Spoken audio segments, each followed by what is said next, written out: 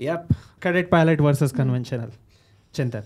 In Cadet Pilot program, you first give the airline interview and then the airline guides you where and when you should do your training. If you choose a conventional pilot program,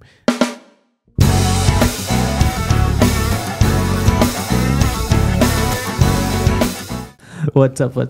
Welcome back to India's #1 pilot podcast for pilots by pilots. Just here to provide information about your pilot career.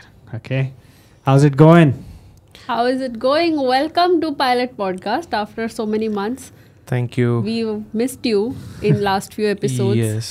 I also missed being on this podcast. Absolutely. We missed you a lot on Captain Joe's podcast. Yes. I had planned eventually to be on that podcast, but next day I had a test, so I had to be there because that is something which I cannot score less because there's some threshold which you have to score. Absolutely. And if the criteria is not met, then you have to go on the additional training. It comes on your profile as well. So I thought maybe next year when he comes here in person, Yeah. we'll definitely have something. Absolutely. A while since Today's we podcast did is a host podcast. So no guest Yes, today. absolutely. Yeah, it's been a while. Yeah, and it is fun, right? Like Yes. to Yes. sit all three of us and talk about Absolutely. pilot training things for you. Yeah, that's what it is. Yep. So, how's the niece or nephew coming, and how is he or she doing? I'm doing well. I hope that he or she is doing okay. In the If we take the table down enough, then nice. Yes. So how Yes. was Delhi? How was Delhi. How was your training? Very excited to share the experiences. Yes, the Which training you- was really good. It went by real quick.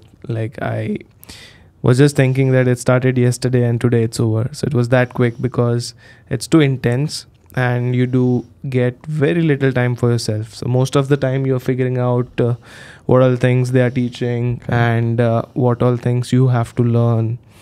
And speaking about the weather, as you must have known or must have read the news about the Delhi pollution. Pollution. Yes, so that was there, but it was winters as well. So at night the temperatures were 15 degrees as well. So the chill weather of Delhi, that's what I miss, not the pollution. And today I landed in Mumbai, so Yeah. it was just like a normal day in summer. Correct. Right. I didn't feel like we are in the month of almost Yes. December now. Next week December would be Correct, starting, correct, right? correct. So, what do you think would be the effect of the visibility on the aircraft operations? So, effect of visibility is because of either pollutants, that is, you can consider smoke, or it could be haze, or it could be fog. Now, when it comes to December, it would be mix of this smoke particles as well as the fog. So that makes it smog, which makes the visibility really low and obscured. So because of that, there are low visibility procedures which need to be enforced at the airport, and pilots need to be qualified to operate in those low visibility conditions. So they should be low visibility takeoff qualified, that is LVTO. And for landing, they should be qualified operations to land in Cat 2 or Cat 3 operations, which will enable them to land in those low visibility conditions. So, provided it is equipped, that equipment is there on the ground, crew is qualified, aircraft is certified, as well as the airport has the LVP in force. So, all those things, when they are met with, then you can execute those operations. Low visibility operations. So, yes. That is there in most of the parts of India in north side. Like if you talk about Amritsar has it, Delhi, Lucknow, then even Kolkata, in Bagdogra also, but it is not operational in most cases. So that makes pilots to land even the visibility is low and not affect the operations of the airline by diverting due to low visibility. Airports which are not equipped with those, like and there also if the visibility goes down, like Chandigarh or Guwahati or Imphal, where anyway the operations are pretty less. Correct. And even if you talk about Prayagraj or places even in the North India where visibility goes low, but they don't have Cat 2, Cat 3 operations. So there the operations get really disrupted in winter. That's why it is called as irregular operations or IROPS. IROPS, yeah. Okay, understood. So you mentioned Bagdogra. Bagdogra has Cat 3 ILS? Cat 2 it has, but it is in most cases not operational. Okay. Yeah. That's nice.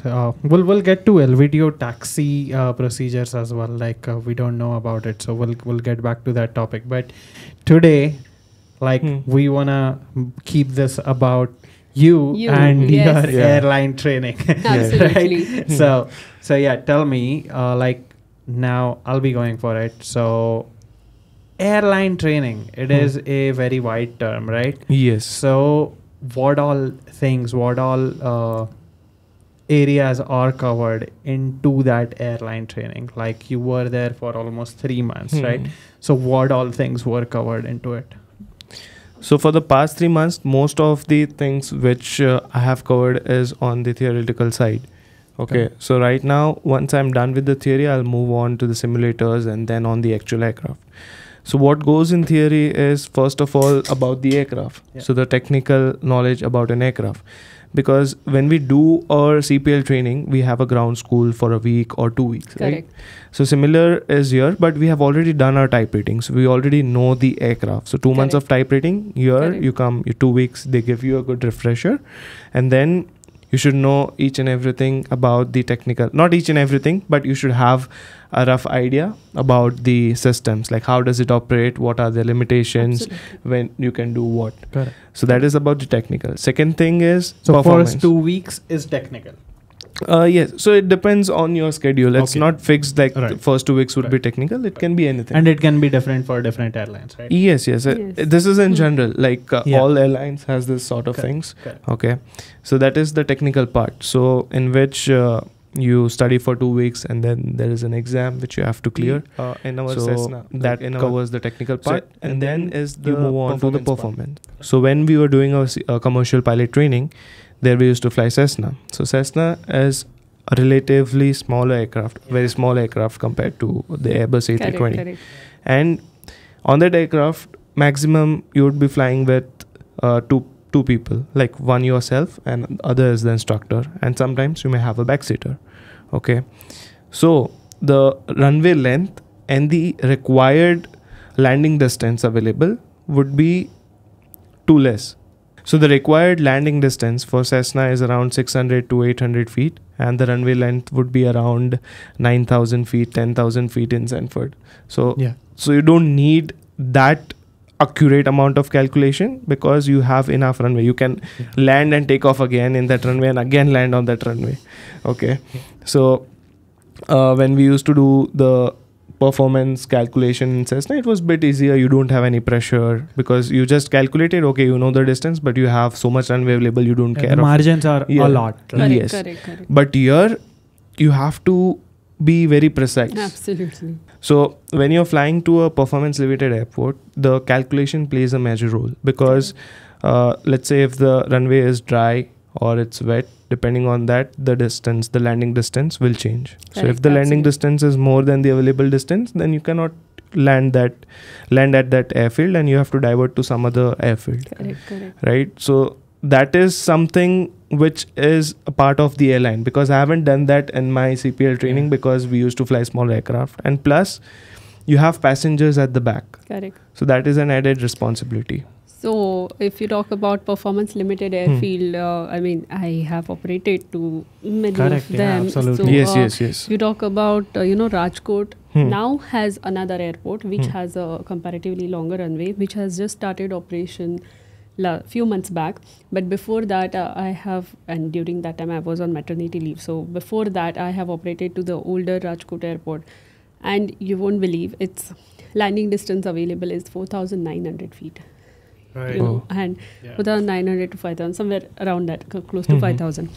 So going to Rajkot every time before the flight itself, we had to do the dispatch calculation also if the runway was wet, Yeah. you know, and it has, in most cases, the crosswind is also like 20 or 25 knots. Its limitation is also just that much, crosswind 25, plus its runway, you know. So the airfield limitation Yes. is 25. That is because it's, you know, when the runway is wet and then it is short, you have, you know, the limitation of the, instead of 35 knots of crosswind, otherwise it is just 25 knots.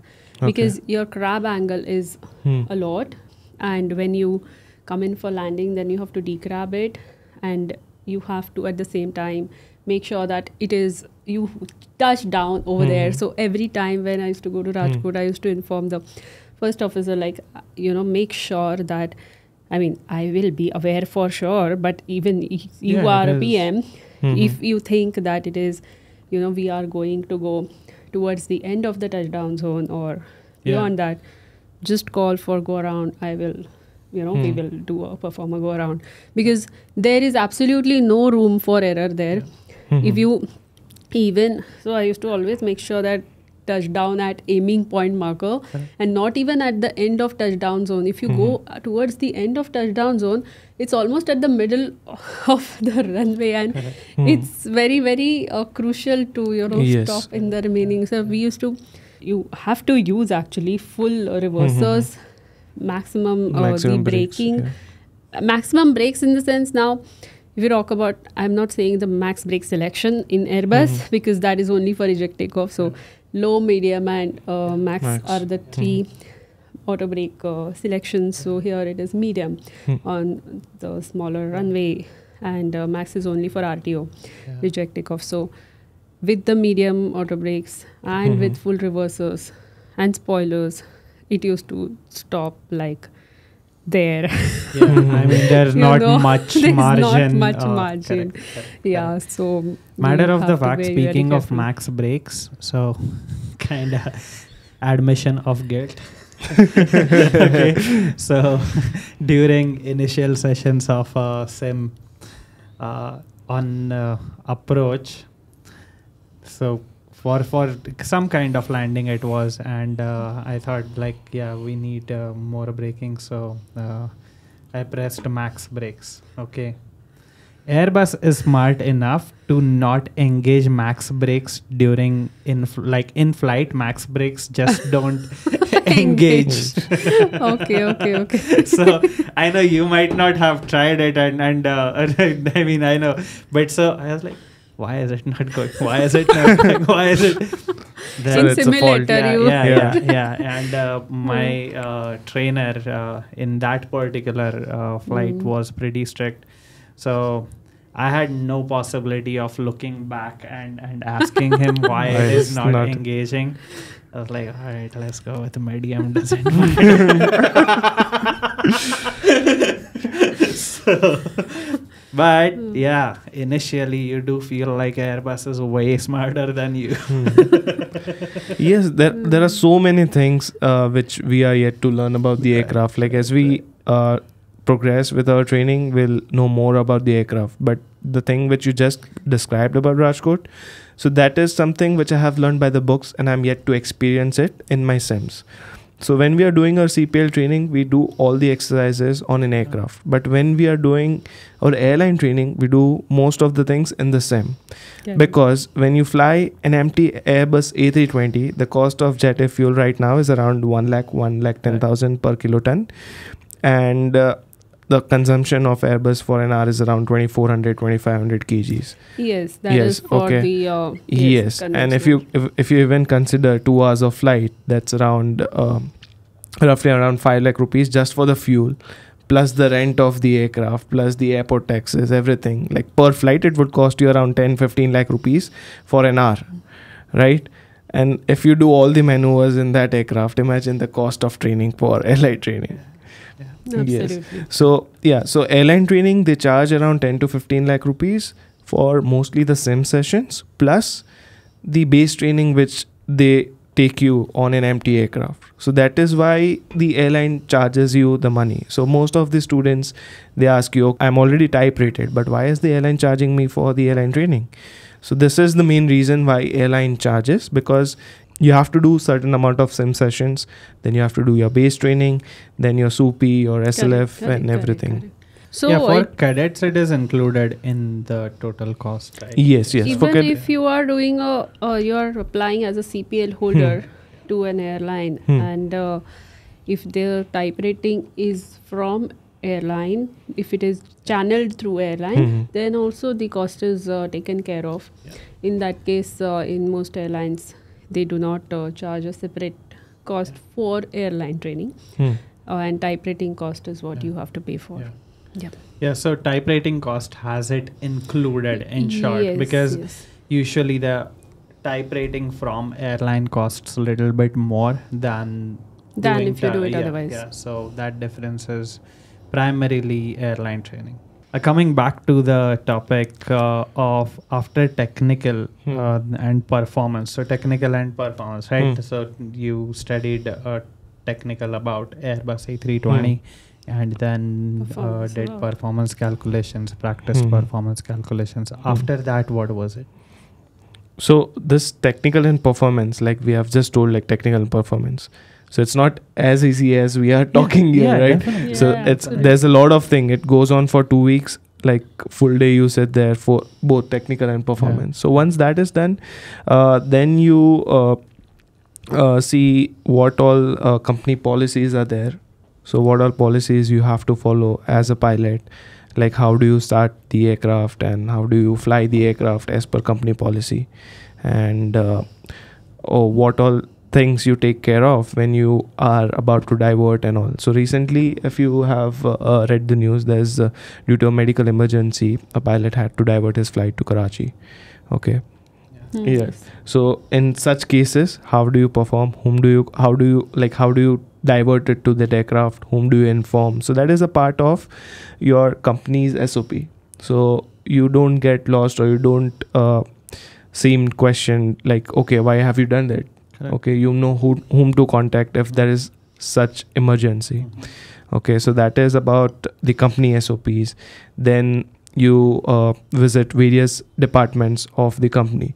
So as a passenger, what a passenger sees. So when I was not doing my pilot training, when I was just doing my civil engineering, so at that time, whenever I used to board an aircraft, I used to just see, okay, pilot is coming in, he'll now take the aircraft to Delhi. If I'm doing if I'm going to Delhi, and then, okay, once the pilot is done, okay, my flight is done. That's what I used to see. But now when I have done the airline training, when I know what are the departments of the airline, it is huge. So for one aircraft to be on time, there are like 15 to 20 departments working in synchronicity. Absolutely. So if they work in synchronicity, then only the aircraft can depart on time and reach on time. Absolutely. If the unprecedented factors like weather and which are not taken into consideration, because that is not in our control, but whatever is in our control, or whatever is in the company's control, if they take care of that, and if the weather is in our favor, then the flight is successfully depart on time and arrive on time. It looks Absolutely.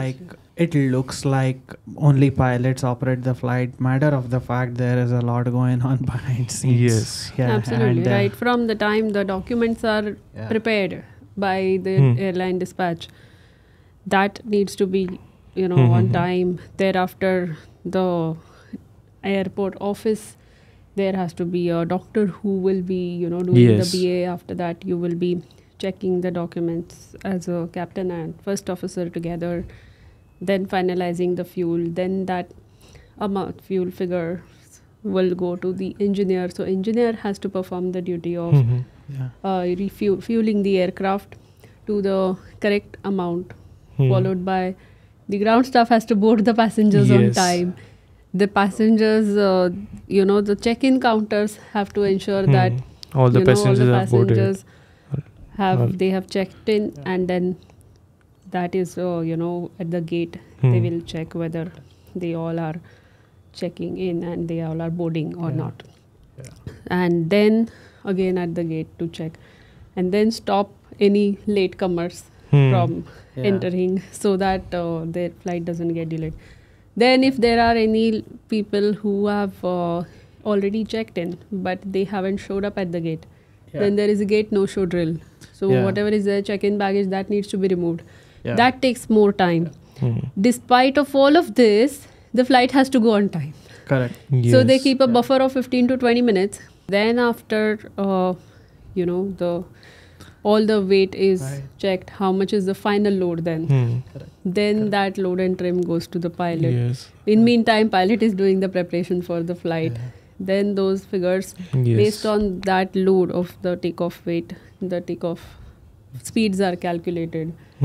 And thereafter, finally, once the aircraft doors are ready to close, then captain will sign the security and then you are ready for Yes. pushback. Yeah. And So that's it's when the so many- flight starts, actually, once the Huh. pushback is done. Yes, so behind this, behind before this, this, there yes. are so many things that happen.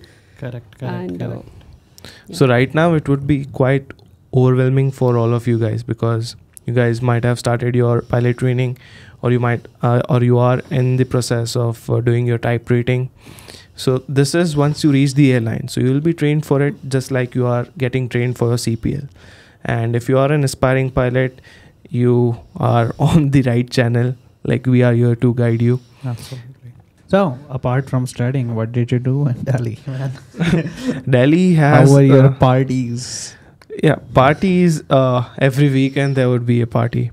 So yeah, I'm not a party person, so I used to go out to have some good street side food, because Delhi is famous for food. So I have Absolutely. almost explored most of the good restaurants, and nice. at the end of 3 months I was on repeat, because I had almost exhausted the to-go list of most of the good restaurants. Nice. And the places like Chandni Chowk is there, then Karol Bagh is there. They have some good shops which are running since the day of like 1947.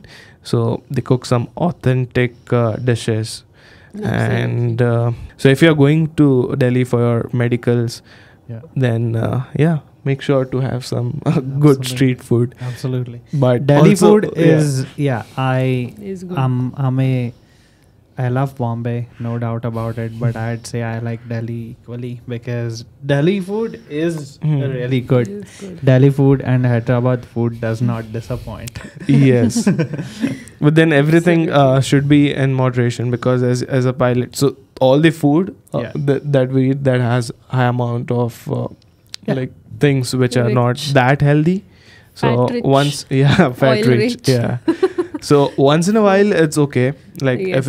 if someone does it every day, then it can be a problem. True. Absolutely right. That's true. Like, I have gained some 5-7 kgs of weight. I just did my medicals, and it's more now. So I've been on a diet for diet, as in I matter of the fact I gained weight despite of eating once in a day. So I was eating sugar. You a need lot. to work out.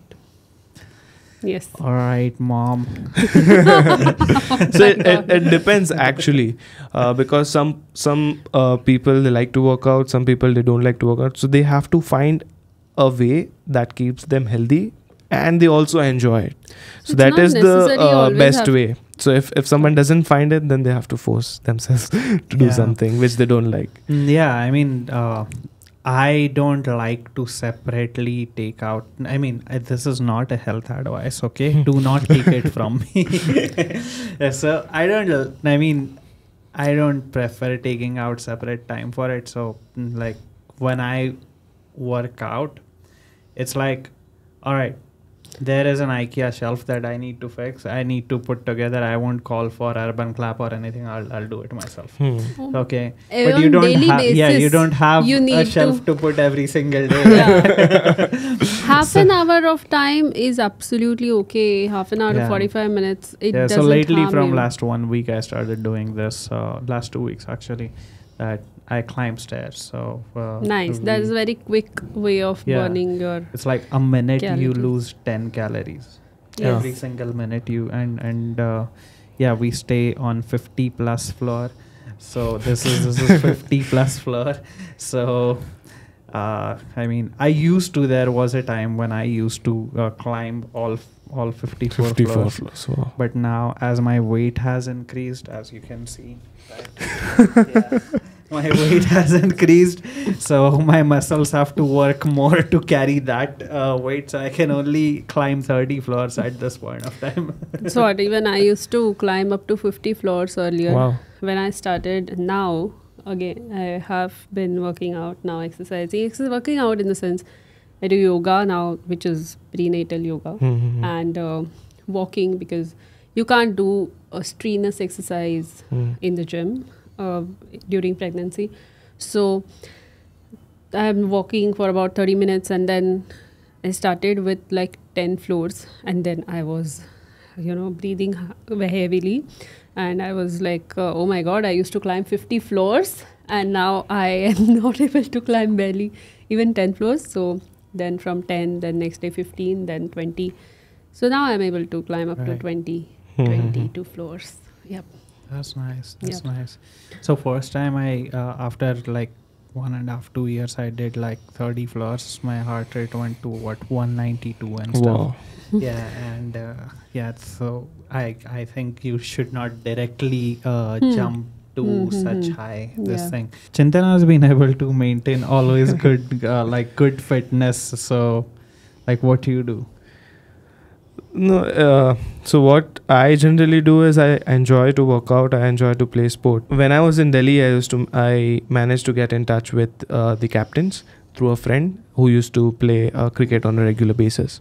So whenever I used to get time, I used to go and play cricket with that. Though I was out of the form, but I used to enjoy. So that 4 hours of game would burn so many calories. Plus, I enjoy playing, and you meet a lot of captains who are way experienced than you. So you get introduced to a lot of new people. So they are the people who gonna take sims for me. So now I already know Yeah, them that's and stuff, right? Very And then good. the batch, like my batchmates, they used to go for badminton. Okay. So badminton, I started playing when I was in Hyderabad. Like I used to go for 1 or 2 sessions, but here every week 1 session I used to go. So I improved on that. Right. So I just pick a sport wherever I go, a new sport, and Yeah. start learning it, and like to get drenched in sweat. That's all I do. So that feeling for me is really good. So in a week, 2-3 days in a week, I work out, and then I don't follow any actual diet, but I do fast for 8 hours a day. Right. Yeah. 8 to 10 hours a day. It's not intermittent fasting. It's something which I have developed. So Right. I just skip the breakfast. So it's not any advice. It's just something I do, and my body feels better in that. So if you are someone who is an aspiring pilot, so just to give you an heads up, like there's no judgment for it, but the BMI for a pilot has to be less than 25. Okay. Yeah. Yes. So that is something which a person should do if he or she wants to become a pilot. Correct. If you think that you are over 25, then start working out, make some diet changes so that you fall under that 25 bracket. That's true. Correct. Absolutely. Makes sense. Yep. Hmm. And then apart from that, afterwards, so 3 months done, and now what is next for you? So right now, after this will be the SEM. So there will be low visibility operations. Then the SOPs will be there, different types of landing, then aircraft familiarization, then 320, 321 flights Right. on that. Then my checks would be there, IRPPC, which are lapsing in the month of December. So yes, a lot of things to learn, a lot of things to study, a lot of things to prove myself, to pass all the checks. True. So yeah, this month of December and Jan would be for my sims, and then as the and by the month of Jan and Feb, the winters would slowly start to phase out. Correct. And the visibility and everything will improve. So Correct. that's when I can do my SUPs and SLF. Correct. Supis can be done, right? Supis you can supis do. Can be done, but I don't know, they have some policy. Yeah, SUPI is not a problem. I mean, So the I thing have is, there should be a continuation in the training. Yeah, So because, if I'm done with SUPIs and then I wait for a Yeah. month, then Yeah. again I have to start from page That 1. makes sense. Because right in- now I'm learning. So the experience level of mine is like a trainee amateur, right? So Yeah. if you are like, let's say you are a captain. So now if you go, you do one flight and you are there, right? Correct. But for as a training pilot, you do 1, 2, 3 flights and then you get hang of Correct. it because you're low on Correct. experience. Once you get Correct, that correct. experience, 1,000, 1500 hours, then you're good. That makes sense. Correct. Yeah. Because in low visibility operations, you require at least 300 hours after you are released to Hmm. fly as a pilot. Hmm. Then only Be it you're a first qualified. officer or a captain. No. So as a captain, there are another requirements Hmm. of total hours. First officer, I'm talking about. For as a captain, there are many requirements. So it will be too complex to discuss that right now. Yeah. But yeah, for you guys, when you start off, then 300 hours you need in order to execute the Cat 2, Cat 3 actual conditions landing Hmm. as a PM, pilot Okay. monitoring. In such low visibility takeoff and Cat 2, Cat 3 approaches and landings and performance limited airfields, only captain is the PF Correct. as per the DGCA regulations. As we are naturally back to the topic, so let's get back to the question that how are the taxi operations during fog and no visibility? Because actually, matter of the fact, driving becomes difficult in Delhi early Yes. mornings, right? Yes. So how do you navigate the airplane through the taxiways? So there are many differences that we have to consider when we do low visibility taxi.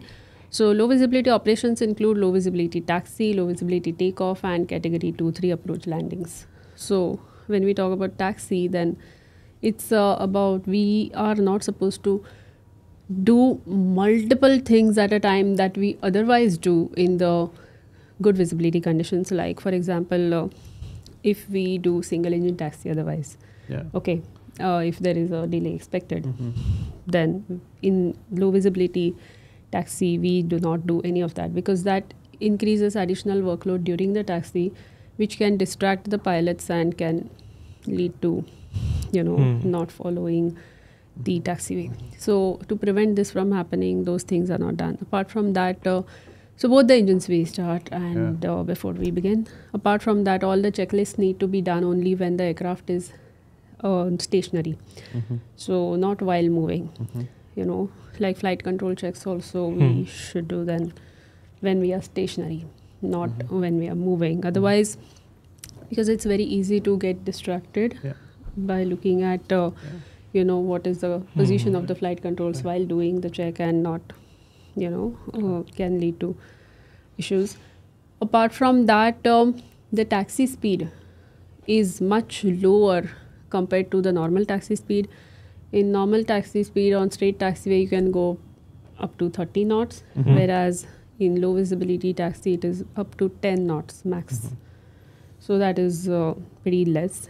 So you have to consider that extended taxi period plus extra fuel because of the long delays, long taxi, because of the movements are very slow compared to when you do otherwise, because everyone is able to see, pilots are able to see, they are more situationally aware, whereas here your situational awareness is based on RT, where is which aircraft, and you cannot really can't see see it. anything. So it's very important to really be attentive. Right. There And is a not- follow me jeep though, right? So if in case, so there are taxiway lights, centerline taxiway lights, and even the taxiway edge lights. So centerline taxiway lights are green in color, taxiway edge lights are blue in color. So you can follow that. But those lights are also not seen sometimes because Zero the fog is visibility. so Yeah. dense. There are certain patches which are so Yeah. dense. If you don't see absolutely any light, you don't know like whether you are really And plus, you're following sitting on a first or second floor. You're not on the like see, when we are driving a car, we can see on the road. But when you are on the seat of an aircraft, you're like 2 floors above the ground. So viewing from Yeah. there, the light becomes very difficult to. Although view those it. lights are at maximum intensity, but still, if you can't see absolutely any light ahead of you, then you have to just stop the aircraft and tell the ATC, you request follow me either to the runway or to the parking bay, depending on whether you are taxiing in or taxiing out. So these are the And in differences. such situations, also takeoff is permitted. So the thing is, again, there are takeoff minimums here. Okay. So takeoff minimums are dependent on whether you are LVTO qualified or not. If an individual is not LVTO qualified, so LVTO, low visibility takeoff, is when the RVR or runway visual RVR or runway visual range is less than 400 meters. Now, if a person who is not LVTO qualified has to wait for RVR to improve till 400 meters, then only he can take off. Both the pilots should be qualified, okay, for the respective duties.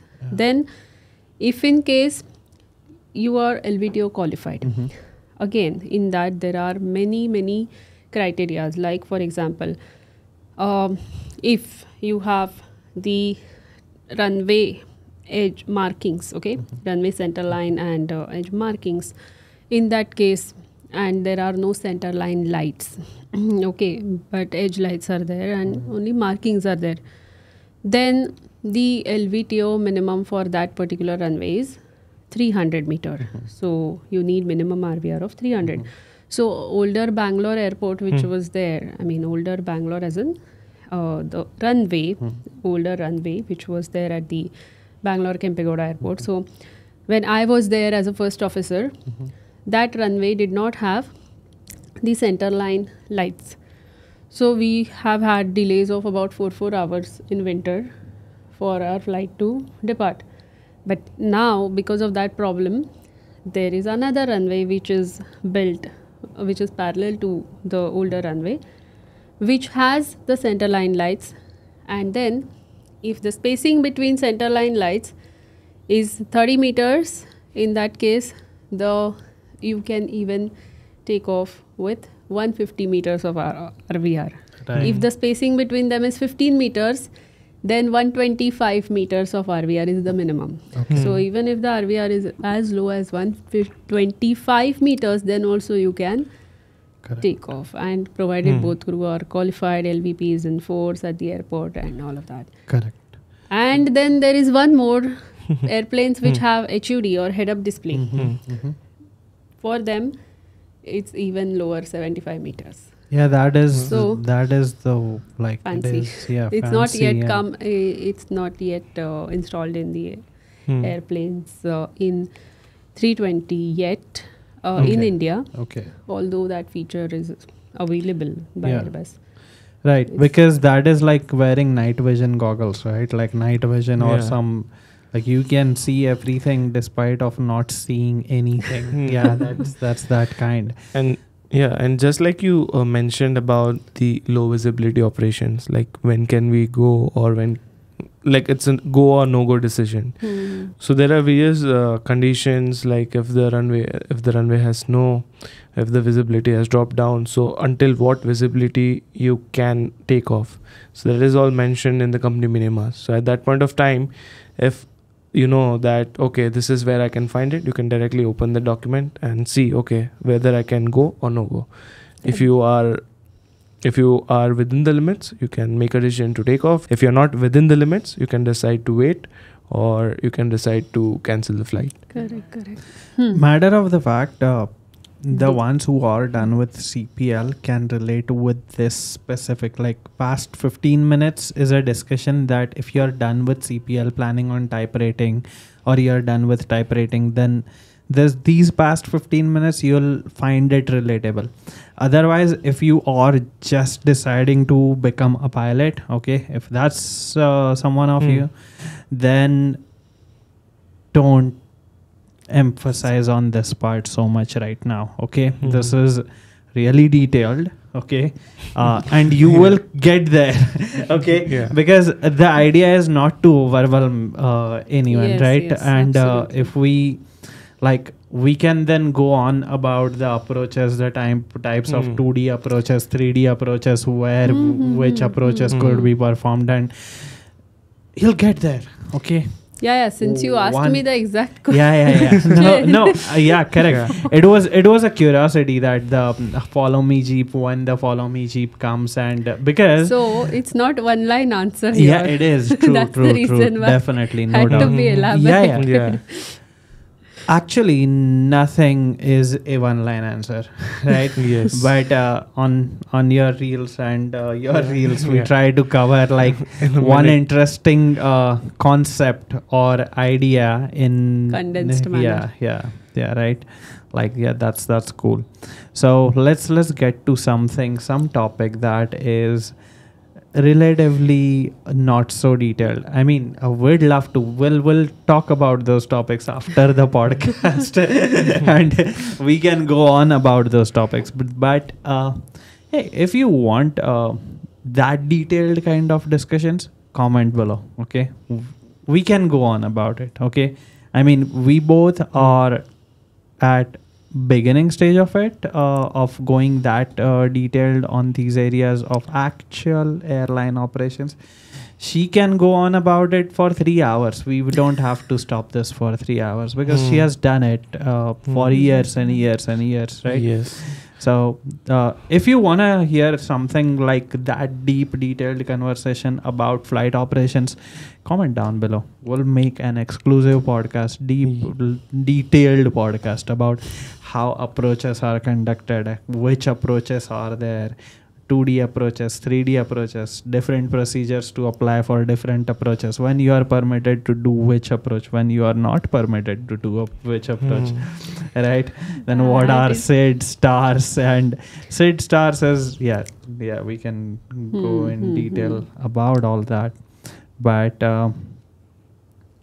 I think most of you would like to have little bit of more fun, because you are gonna learn all of this for sure. There is, like, every pilot does know this, right? Yeah.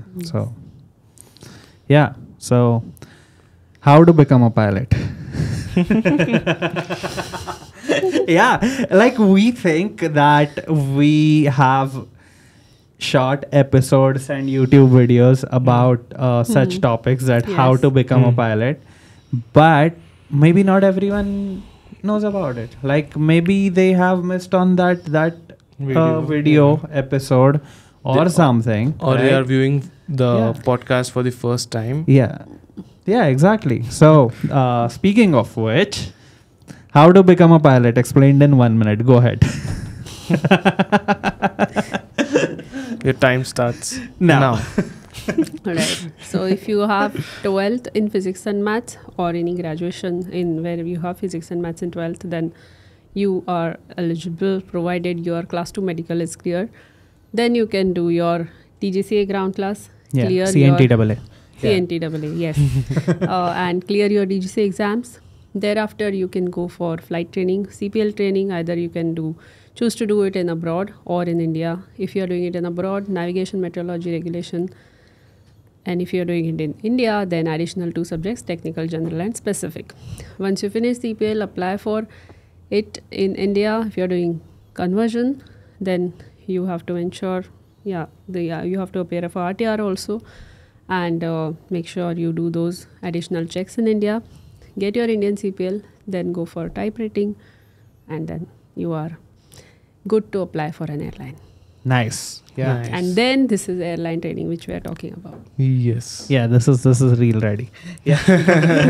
All right, Chintan, cost of pilot training explained in 1 minute.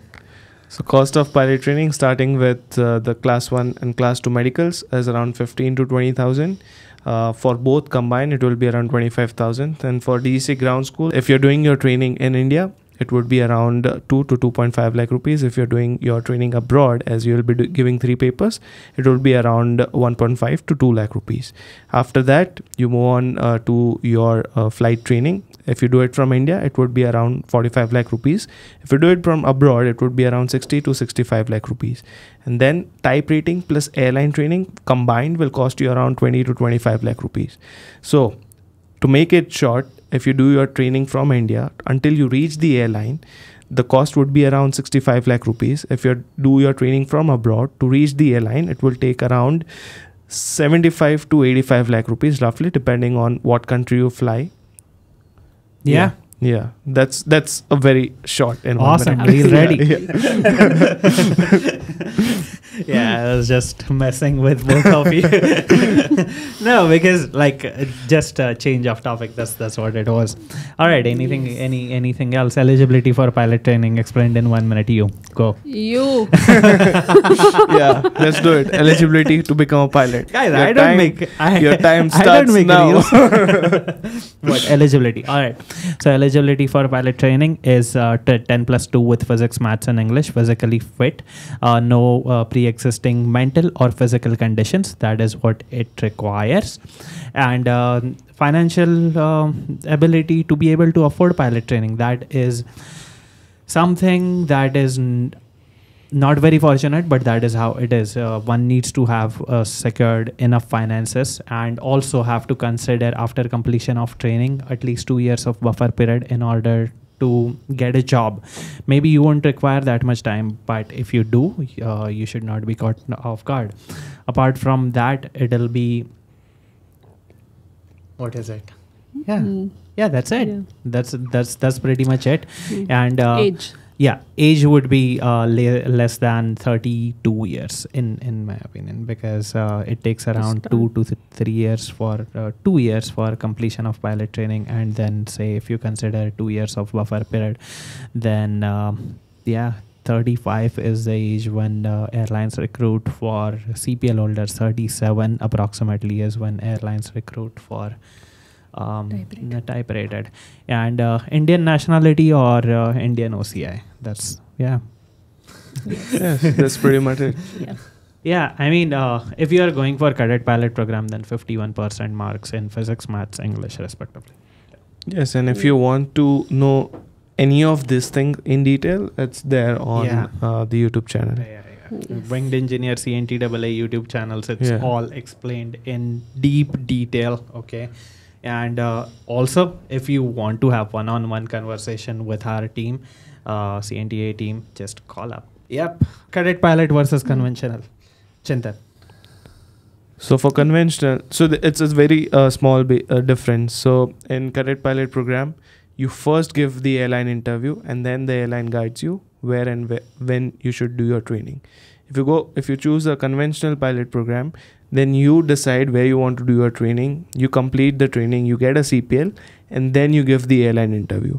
So yeah, that is the difference, I would say. And which one should they choose? Because So what I generally advise people is, if they are good with the finances, if they are okay with the finances for the cadet pilot program, and if they're eligible for the cadet pilot program, they can go for cadet pilot program. There's nothing wrong with it. And until now, there was no cadet pilot program, but recently, in the past 5 years, the cadet pilot program, everyone knows about it.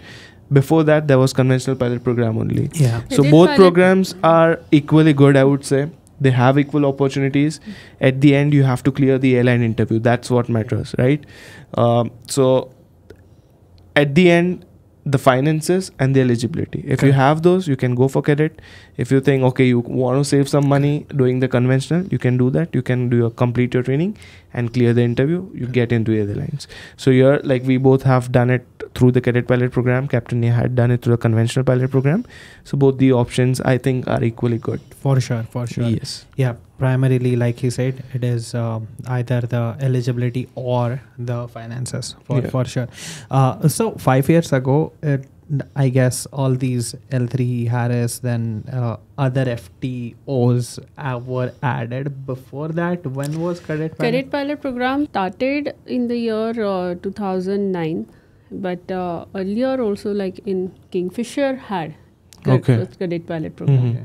Yeah, in 2008-9. So then after the other airlines started following, and the scale of enrollment in Cadet Pilot program has actually started on a major scale in last 5 years, as you An said. increase, right? Yeah. Like number of FTOs increased. Yes, and number all. of FTOs increased. yeah. And the definitely. demand also increased because because without Absolutely. that there's Yeah. no chances of increase in the numbers, right? Yes. So I right think- now, as we see, like the Indian aviation industry, like I think I saw on Mr. Jyoti Aditya Rao Scindia's this LinkedIn profile Mhm. that they hit a hat trick of highest number of passengers traveled in a day, somewhere around 4,68 or something. So each and every day it was hitting a new high. Yeah. Correct, So correct. that is a very strong indicator of Correct, the correct. start of the aviation, Indian aviation revolution, or whatever you call it. Yeah, we can plug MOCA, Ministry of Civil Aviation. Yes. They have an Instagram account where they post these numbers Yes, every Every single day. day, Yeah, right? Every single day or absolutely. week, I Uh, think so. Yeah, I'm not sure about that, but I just only get updates when they hit something new, Yeah, so yeah, a new yeah, record. Mhm. Yeah, yeah, Correct. true. We really missed you, man. Like, awesome. Now we can do more of this. Well, we have like all three of us. We have another month, and then then You will you be. two will be We'll doing, continue the podcast, yeah. and Nilay would be busy in airline training. Yeah, that'll be there. But in evenings, I think if we can do live as an Zoom call podcast, we can do that. Yeah. Speaking of that, there were many comments on live podcast. Guys, will be very honest with you. We don't have the infrastructure for it. That's why it's not happening.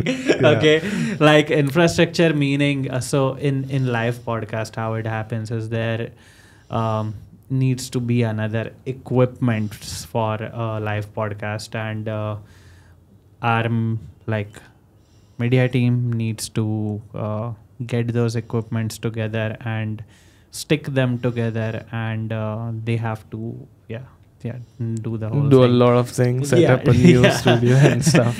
Not new studio, but A new layout. So yeah, we'll get there. Right now everyone is busy, so to add that equipment right now we don't have the time bandwidth. Okay, so we'll do that, but okay, for sure, like we promised you, we'll get different and great guests. Okay, and you're seeing that, right? Captain Joe, I'd say pioneer of aviation content creators, right? Absolutely. Yeah. So he was there. Next year he'll be here in person. So yeah, and many exciting things coming up at Pilot Podcast and CNTAA. So stay tuned, stay subscribed, and if you are not subscribed already, we have a bone to pick with you. Okay. Just kidding. You do whatever you want to. Yeah. Like you don't have to do anything. It's up to you. If you liked it, hit the subscribe now. Yeah. Like we feel good to see that number increasing. That's what it is. Yes. Yeah. Motivates us to create more content for you. Yeah. All right. Anything else? Yes, and it also feels good to be connected with the pilot community. For So sure. it's a Absolutely. kind of a community where all the aspiring pilots start.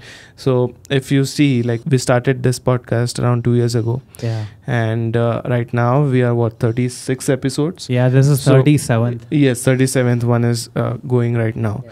So if you are an aspiring pilot, or if someone is an aspiring pilot and has watched this 36 episodes, and then he starts his pilot training, he'll be way ahead than someone who has not watched and is starting their journey.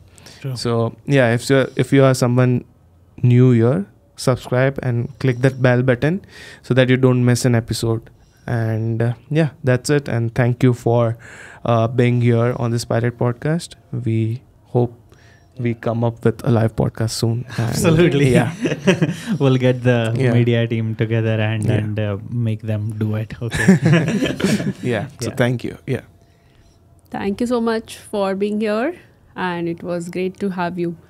If you have any questions or comments or any suggestions on which topics we should be making the future podcast, then please comment down below.